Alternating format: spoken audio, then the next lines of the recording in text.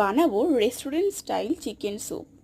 বাড়িতে যখন চিকেন আসে তার থেকে মাত্র 2-4 পিস রেখে দিলেই আমাদের এই চিকেন স্টুটা তৈরি হয়ে যাবে, একেবারে রেস্টুরেন্ট স্টাইল। আর কিছুই না, একটা ডিম লাগবে আর 2-4 পিস চিকেনের টুকরো, বাকি সব কিছু আমাদের ঘরেই আছে।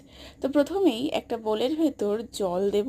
জলের মধ্যে যে কয় পিস তুমি চিকেন দিতে যাও সে ক পিস চিকেন দিয়ে নুন দিয়ে ভালো করে সেদ্ধ করব। ও আর একটা জিনিস, একটু আদা আর রসুন আমি দিয়েছিলাম।